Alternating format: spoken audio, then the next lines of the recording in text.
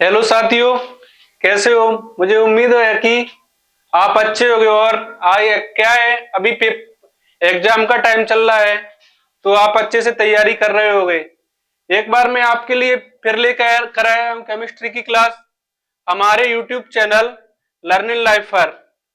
आज हम का इसका मतलब मैंने एक क्लास ली थी, उसमें मैंने पढ़ाया था आपको सोप एंड डिटर्जेंट। अब हम अगली क्लास इस क्लास में पढ़ेंगे हम कार्बन और उसके यौगिक, कार्बन एंड इट्स कंपाउंड। मतलब कार्बन होता है ये, मतलब हमारी नेचर में कैसे प्रेजेंस रहता है, कहाँ प्रेजेंस रहता है, और इसके कौन कौन से यौगिक होते हैं। तो इसका हमारा फर्स्ट फर्स्ट टॉपिक है क्या, कार्बन का परिचय और उपस्थिति, यानी introduction and presence of carbon. तो देखो अब इसके बारे में हम पढ़ेंगे, कार्बन के बारे में। तो कार्बन का परिचय और उपस्थिति। तो कार्बन हमारा कैसा है, एक कैसा तत्व है, अधातु या नॉन मेटल। कार्बन कैसा है हमारा, अधातु या नॉन मेटल। तो ये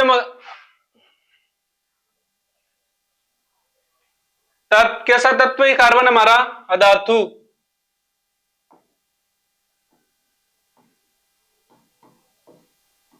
अधातु या नॉन मेटल। और ये क्या होता है, कोयले का प्रमुख घटक। कोयले का प्रमुख घटक क्या होता है हमारा, कार्बन ही होता है। क्या होता है, कार्बन। और इसकी रासायनिक संकेत, कार्बन का रासायनिक संकेत क्या होता है, सी। इसको कैसे हम प्रेजेंट करते हैं, मतलब प्रदर्शित करते हैं, सी से। इसका परमाणु क्रमांक कितना होता है, कार्बन का परमाणु क्रमांक कितना होता है, 6। और इलेक्ट्रॉनिक विन्यास, देखो इलेक्ट्रॉनिक विन्यास कैसे निकालते हैं हम, मतलब कार्बन के अंतिम कोश में, मतलब अंतिम कोश क्या होगा कार्बन का, के एल। तो के सेल में कितने इलेक्ट्रॉन होंगे, 2। एल सेल में कितने होंगे, 4। तो इसका इलेक्ट्रॉनिक विन्यास कितना हो जाएगा हमारा, 2,4। ये कार्बन का क्या हो गया, इलेक्ट्रॉनिक विन्यास। अब देखो इसमें कितने इलेक्ट्रॉन है हमारे कार्बन, देखो अंतिम पहला कोष कौन सा होता है हमारा, के कोष। इसमें कितने इलेक्ट्रॉन भरे जा सकते हैं, कितने, 2 इलेक्ट्रॉन। और दूसरा कोष कौन सा होता है हमारा, एल। एल सेल होता है, एल में कितने होते हैं, मैक्सिमम 8 इलेक्ट्रॉन भर सकते हैं, लेकिन इसमें कार्बन में कितने इलेक्ट्रॉन है, इसमें 4। तो इसका ये सही मतलब इलेक्ट्रॉनिक विन्यास कितना हो जाएगा हमारा, 2,4। तो ये कार्बन के बारे में हमारी बेसिक नॉलेज। अब देखो इसका मतलब उपस्थिति, कार्बन की उपस्थिति। जो हमारी पृथ्वी रहती है, पृथ्वी है ना, उस पर कार्बन काय काय के रूप में पाया जाता है, कार्बोनेट। कार्बोनेट का क्या, सी कार्बोनेट मतलब CO3। और हाइड्रोजन कार्बोनेट CHCO3। और क्या है हमारा, कोयला। कोयले में भी क्या पाया जाता है हमारा, कार्बन। और क्या, पेट्रोलियम के रूप में कितना परसेंट पाया जाता है, 0.02% कार्बन पाया जाता है। कहा, हमारी पृथ्वी पर। तो देखो ऐसे हमारे वायुमंडल में कितना कार्बन पाया जाता है, और काय के रूप में पाया जाता है, कार्बन डाइऑक्साइड के रूप में। देखो वायुमंडल में कितना, 0.03% कार्बन पाया जाता है, काय के रूप में, कार्बन डाइऑक्साइड के रूप में। अब ये तो क्या, देखो हमारा कार्बन का सामान्य परिचय। मतलब कार्बन क्या है हमारा, एक अधातु है। इसकी मतलब एक इसका प्रमुख किसका घटक है, इसका मतलब कोयले का। इसका रासायनिक संकेत कितना क्या होता है, सी। परमाणु क्रमांक कितना होता है इसका, 6। इलेक्ट्रॉनिक विन्यास कितना होता है, 2,4। अब देखो इसके अपर रूप, कार्बन के अपर रूप कौन कौन से रहते हैं हमारा, एक रहता है, पहले अपर रूप होता क्या है, कार अपर रूप अपर रूप देखो किसी तत्व के वे विभिन्न रूप जिनके भौतिक गुण क्या हो, अलग अलग, और रासायनिक गुण क्या हो उनके समान। रासायनिक गुण समान हो, भौतिक गुण क्या हो अलग अलग, वो क्या कहलाता है हमारा अपर रूप। तो देखो अब कार्बन के कितने अपर रूप होते हैं, कार्बन के मुख्य रूप से कितने अपर रूप होते हैं, 3। कार्बन कौन कौन से, पहला ग्रेफाइट, कौन सा, ग्रेफाइट, ग्रेफाइट। तो ये क्या है, ग्रेफाइट की संरचना। तो ग्रेफाइट का देखो, इसमें कार्बन का प्रत्येक परमाणु कार्बन के अन्य 3 परमाणुओं से क्या होता है, जुड़ा होता है। इसमें कार्बन का प्रत्येक परमाणु कार्बन के अन्य 3 कैसे जुड़ा होता है, परमाणुओं से। तो ये क्या होता है, हमारे ग्रेफाइट की संरचना। तो ग्रेफाइट ये कैसा है, ये तो चिकना होता है, और ये क्या होता है, हमारे विद्युत का सुचालक। ग्रेफाइट क्या होता है, विद्युत का सुचालक। ये क्या है, हमारा कार्बन का एक अपर रूप। और दूसरा क्या है, हमारा हीरा। दूसरा क्या, हीरा। इसमें देखो प्रत्येक कार्बन क्या अन्य 4 कार्बनों से जुड़ा होता है। प्रत्येक कार्बन क्या अन्य अगले 4 कार्बनों से जुड़ा होता है, इसलिए इसकी संरचना कैसी होती है, चतुष्फलकीय होती है। और ये क्या, अभी तक सबसे हमारी प्रकृति में खोजा जाने वाला सबसे कठोर पदार्थ क्या है, हीरा। और देखो ये अगला क्या है हमारा, फ्लोरीन। फ्लोरीन, तो देखो फ्लोरीन, इसकी आकृति, इसमें कितने कार्बन होते हैं हमारे, 60। कितने कार्बन होते हैं इसमें, 60 कार्बन। इसमें कैसी षटकोणीय संरचना बनती है, कैसी, षटकोणीय। और इसकी आकृति कैसी होती है, एक फुटबॉल के आकार की होती है। किसके आकार की, फुटबॉल के आकार की, इसलिए इसका नाम क्या है, फ्लोरीन। ये तो हो गए हमारे कार्बन के अपर रूप, कौन कौन से, ग्रेफाइट, हीरा और फ्लोरीन। ये क्या होते हैं, विद्युत के कुचालक। और ग्रेफाइट ये कैसी धातु है, मतलब ये क्या होती है, विद्युत की सुचालक। अब देखो इसमें रासायनिक बंध। तो रासायनिक बंध क्या होते हैं, रासायनिक बंध होते हैं, देखो किसी यौगिक में तत्वों के परमाणुओं के बीच लगने वाले बल से बनने वाले आबंध को रासायनिक आबंध कहते हैं। रासायनिक आबंध कितने प्रकार के होते हैं, 2 प्रकार के। कौन कौन से होते हैं हमारे, एक तो होता है आयनिक बंध। देखो आयनिक बंध क्या होता है, एक होता है हमारा आयनिक बंध। तो ऐसे आयनिक बंध क्या होता है, आयनों का इलेक्ट्रॉन का क्या पूर्ण रूप से मतलब ग्रहण करना, क्या कर, देखो एक एक दूसरे को देना। ऐसे हमारा क्या होता है, NaCl, इसके पास क्या होता है प्लस, इसके पास माइनस। तो ये क्या कर देता है, इसको एक मतलब इलेक्ट्रॉन क्या कर देता है, पूर्ण रूप से डिनोट, मतलब क्या कर देता है, इसको पूर्ण रूप से मतलब किसको दे देता है, क्लोरीन को। तो क्या क्या बन जाता है, इन दोनों का साझा करके इलेक्ट्रॉन का NaCl। तो इनमें क्या आयनों का क्या हो गया, आदान प्रदान, इसलिए इसको क्या बोलते हैं हम, आयनिक बंध। क्या बोलेंगे, आयनिक बंध। और एक और होता है हमारा सहसंयोजी बंध।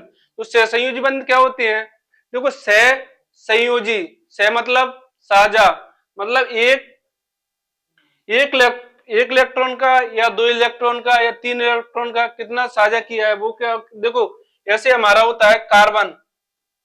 और ये क्या हो गया हमारा, हाइड्रोजन,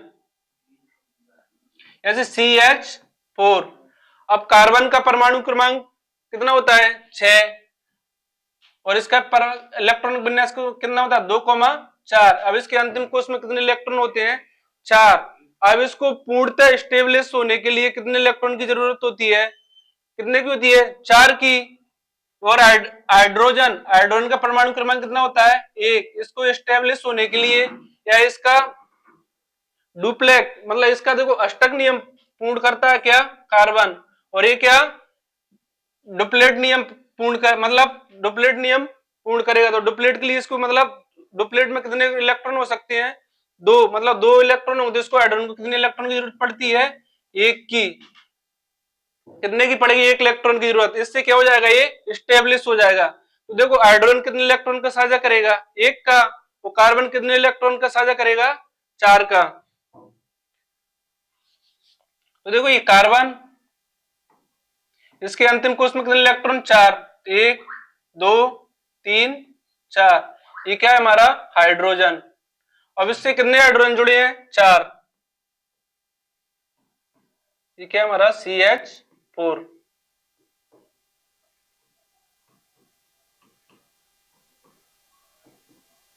तो देखो ये हाइड्रोजन को कितनी जरूरत, हाइड्रोजन को कितने इलेक्ट्रॉन की जरूरत होती है स्टेबलिश होने के लिए? एक इलेक्ट्रॉन की। तो एक इलेक्ट्रॉन ये हाइड्रोजन किससे साझा कर लेगा? कार्बन से। और इस हाइड्रोजन इससे साझा कर लेगा, ये वाला हाइड्रोजन इससे साझा कर लेगा, और ये वाला इससे साझा कर लेगा। तो हाइड्रोजन का तो क्या हो गया हमारा, स्टेबलिश हो गए। अब कार्बन, कार्बन के लिए कितने इलेक्ट्रॉन चाहिए हमें? 4। तो 4 इलेक्ट्रॉन क्या से कर लेगा? ये हमारे 4 हाइड्रोजन है ना, इनसे एक इलेक्ट्रॉन का क्या कर लेगा? ये साझा। तो ये क्या बन गया? देखो एक बंद ये बन गया, और एक बंद ये बन गया, एक बंद ये बन गया, एक बंद ये बन गया। तो कैसे बंद बन रहा है? सिंगल बंद। तो देखो अब ये जो इन्होंने एक इलेक्ट्रॉन का साझा किया है, इसी को क्या बोलते हैं हम? सहसंयोजी बंध या आबंध या कोवेलेंट बॉन्ड। तो ये क्या हो गया हमारा? सहसंयोजी आबंध। तो सहसंयोजी आबंध होता है हमारा कितने प्रकार का? 3 प्रकार का। देखो कौन कौन से होते हैं सहसंयोजी आबंध 3 प्रकार के? नंबर 1 कौन सा हमारा? एकल बंध।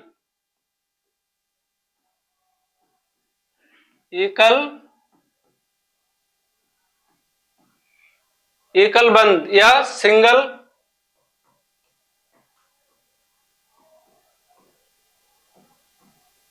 बॉन्ड। तो एकल बंध क्या होगा? दो परमाणुओं के बीच एक इलेक्ट्रॉन का साझा करके जो बंध बनाया गया उसको क्या बोलते हैं हम? एकल बंध। तो देखो हमारा ऐसे हमारा H2 क्या है? हाइड्रोजन। तो देखो हाइड्रोजन एक ये हो गया, इसका एक हाइड्रोजन के अंतिम कोश में कितना इलेक्ट्रॉन होता है? एक। और एक हाइड्रोजन ये हो गया। अब देखो ये ना इसका अष्टक पूर्ण, मतलब सॉरी इसका ना डुप्लेट पूर्ण ना इसका। अब ये क्या करेगा? इसको कितने की जरूरत है? एक इलेक्ट्रॉन की।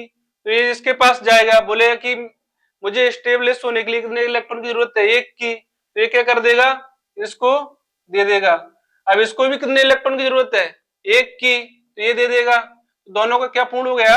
डुप्लेट। मतलब ये क्या हो गए? दोनों स्टेबलिश हो गए। तो इनके बीच कौन सा बंध बन गया हमारा? देखो एक इलेक्ट्रॉन का साझा किया है तो क्या बनेगा हमारा? एकल बंध। तो एकल बंध को हम कैसे? दो परमाणुओं के बीच एक मतलब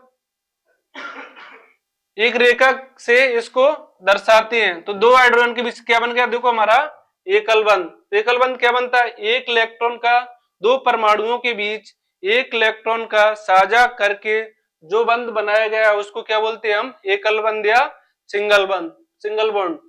तो देखो हमारा हाइड्रोजन क्या बनाता है? हमारा एकल बंध। ऐसे और अगला उदाहरण, दूसरा उदाहरण ले लो कुछ। दूसरा ले लो, देखो अभी मैंने बताया था आपको CH4। तो इसमें क्या? देखो कार्बन, कार्बन के अंतिम कोश में कितने इलेक्ट्रॉन होते हैं? 4। देखो 1 2 3 4।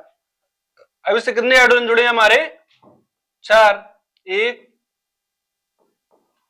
2 3 4। या फिर एक देखो अलग अलग होते हैं ना परमाणु, तो एक को डॉट से रिप्रेजेंट कर दो, एक को क्रॉस से। तो कार्बन को कैसे कर देंगे हम? डॉट से। अब देखो ये हाइड्रोजन किससे एक इलेक्ट्रॉन का साझा कर लेगा? कार्बन से। ये वाला इससे एक इलेक्ट्रॉन का साझा कर लेगा, ये इससे एक इलेक्ट्रॉन का साझा कर लेगा, ये इससे। तो ये देखो अब ये कार्बन क्या कर, इनके बीच में ये एकल बंध बन गया, एक एक एकल बंध ये बन गया, एक ये बन गया और एक ये बन गया। तो ये क्या हो गया हमारा? एकल बंध या सिंगल बॉन्ड। तो देखो एक इलेक्ट्रॉन के बीच मतलब दो परमाणुओं के बीच एक इलेक्ट्रॉन का साझा करके बनाया गया बंध क्या बोलता है हमारा? एकल बंध या सिंगल बॉन्ड। इसको कैसे रिप्रेजेंट करते हैं? मतलब दो परमाणुओं के बीच एक रेखा खींचकर इसको दर्शाते हैं। अब अगला क्या होता है हमारा? द्विबंध। अगला क्या हो जाएगा हमारा? द्विबंध।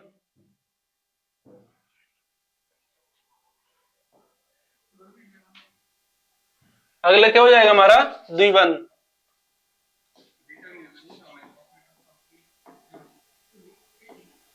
द्विबंध या डबल बॉन्ड।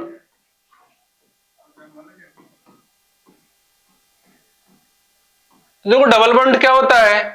दो परमाणुओं के बीच दो इलेक्ट्रॉन का साझा करके जो बंध बनाया जाता है उसको क्या बोलते हैं हम? डबल बॉन्ड या द्विबंध। क्या बोलेंगे? डबल बॉन्ड या द्विबंध। आप देखो इसका उदाहरण लिख लो। हमारा क्या? ऑक्सीजन या O2। अब O2 एक O2 का पर एक एक हो गया ऑक्सीजन और एक ये हो गया। अब देखो ऑक्सीजन का परमाणु क्रमांक कितना होता है हमारा, कितना होता है 8। कितना, अब इसके देखो इलेक्ट्रॉनिक विन्यास क्या हो जाएगा ऑक्सीजन का 8 है, तो पहले कोष में कितने इलेक्ट्रॉन आ जाएंगे 2, दूसरे कोष में मतलब के सेल में कितने आ गए हमारे 2, एल सेल में कितने आ जाएंगे 1 2 3 4 5 6, कितने इलेक्ट्रॉन आ गए 6। अब इसको अष्टक पूर्ण करने के लिए कितने इलेक्ट्रॉन की जरूरत है 2 की, तो ये 2 इलेक्ट्रॉन का क्या करेगा साझा।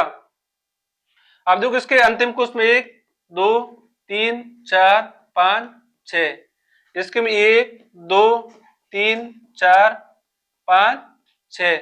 अब इस देखो ऑक्सीजन को कितने इलेक्ट्रॉन चाहिए इसका अष्टक पूर्ण करने के लिए, एस्टेब्लिश होने के लिए 2 इलेक्ट्रॉन, तो 2 इलेक्ट्रॉन क्या करेगा इस वाले ऑक्सीजन से क्या कर लेगा ये साझा कर लेगा। 2 इलेक्ट्रॉन का क्या कर लिया इसने इस वाले ऑक्सीजन से साझा कर लिया, और ये वाला भी क्या करेगा 2 इलेक्ट्रॉन का इससे साझा कर लेगा।